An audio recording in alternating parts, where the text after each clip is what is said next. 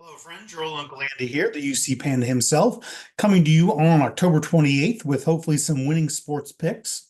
No fancy graphics tonight, no slideshow. We didn't have time for all that, but we did want to get you these picks. We researched them today. We feel good about them. First, we'll go over what we did over the weekend really quickly. We entered the weekend up 47.43 units on the year. We risked 29.86 units. We won 35.31 units. That's a profit of almost 5.5 units. And it will take us up to plus 52.88 units for the year. And we still have a couple of plays pending with the Steelers. We need Steelers just to win the game, and we need Steelers -3. If we get both of those, we will have an additional 9.28 units coming back to us. Day one of the new $5 10-day ladder challenge was also successful. So we are going to go ahead and try to do a day two of that ladder challenge tonight and double our money. And we're going to try to get this thing over the finish line. We got the last one about halfway to the barn. So we really want to hang this one up on the mantle if we can. So real quickly tonight, let's go over what we've got for you. First of all, we've got the Edmonton Oilers and the Columbus Blue Jackets. We're going to go no goal in the first 10 minutes. These two teams on that prop of no goal in the first 10 minutes are a combined 10-6. Now, that may not sound like a lot, but this is paying plus 140. So we'll go ahead and take it for that price. I think the Jackets going to come out and play a little tough tonight. Sort of took a bad, tough loss Saturday night down in Nashville. So I do think they're going to come out and play hard. I think there's a decent chance the Oilers may come out and take the Jackets lightly.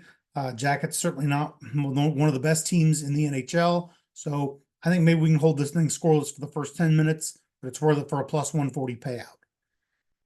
Next, we're going to go ahead and do the Grand Salami, the Grand Slam. That's all the goals scored in the NHL tonight. There are 8 games.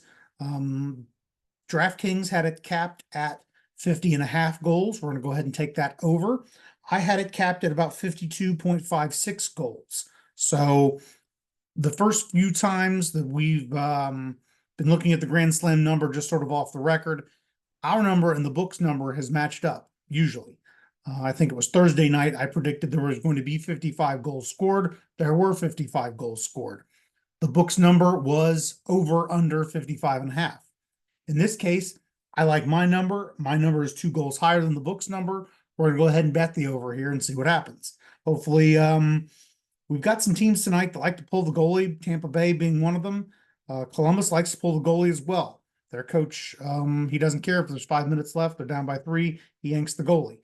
That wide open net's a tempting target, and I'm hopeful we're going to get some empty net goals tonight. Push us over that 50.5. Next, we're going to have Florida and Buffalo over 6. I went ahead and combine that with Calgary and Vegas just to score a goal in the third period. The Florida Buffalo over 6 was juiced to the over at -120. So I got it down to almost even money by throwing on Vegas and Calgary just to score a third period goal. So I got it near back to even money. And I have this thing going over the total. I have it being like a 4-3 game, could go either way. So I do think you're going to see 7 goals in this tonight. I think it should cash. In Calgary and Vegas, we are going to go with the third period over 1.5.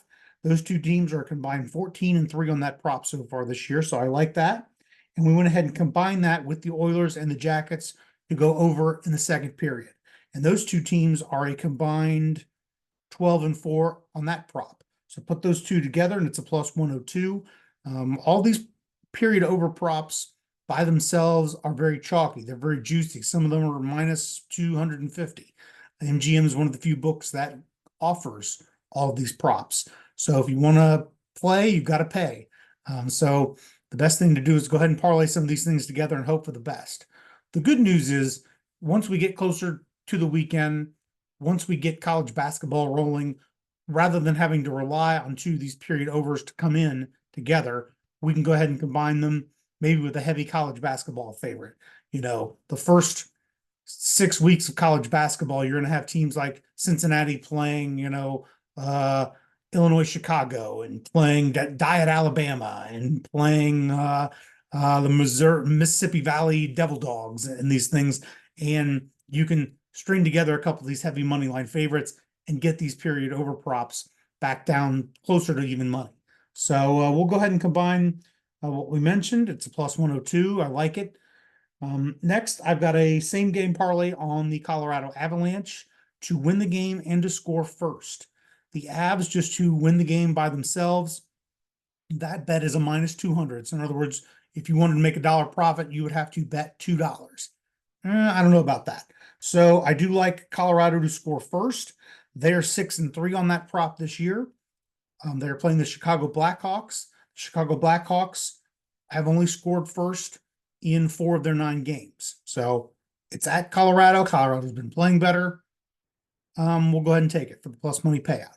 It certainly beats playing both of those props as individuals and having to eat all that chalk. So we don't want to do that. We don't want to eat any chalk. Next, I've got first and second period over 1.5 goals in the Florida Buffalo game. These are going to be 2 separate props. They're both going to be paired with the Pittsburgh Steelers. I tried to combine the first and second period over prop, but the book wouldn't allow it. I was trying to string it together in a same game parlay, but MGM was not having it. So I did the next best thing. We've already got all this stuff riding on the Steelers. 2 more units, doesn't matter. I do think the Steelers are going to win. So both those are paying a plus 110 price, and I do like them. Buffalo and Florida combined are 14-5 on first period overs, and on second period overs, they're 15-4 combined. So I think this should come through pretty well for us. And that's really all the plays I have. I know there's a lot of NBA going tonight. I don't bet all that much NBA. If I bet NBA at all, it's probably because hockey's having a slow night and the Cavaliers are on. And I got a good tip and I investigated it and I like the good tip and I don't have anything else better to do. So I'm really not a big NBA guy. It's not something I choose to bet, but there are people who are very good at it and do make money at it. If you are going to dabble in NBA betting, don't bet at 9 in the morning when you're listening to some radio show. Wait till almost tip off. And you may lose a little closing line value, but the nature of the NBA and load management and people announcing 10 minutes before the game starts, oh, I'm not going to play. I'm on rest. I don't want to play it back to back. It's just not a good thing to bet early in the day. You need to go ahead and wait on NBA until the game's about to start to go ahead and bet it.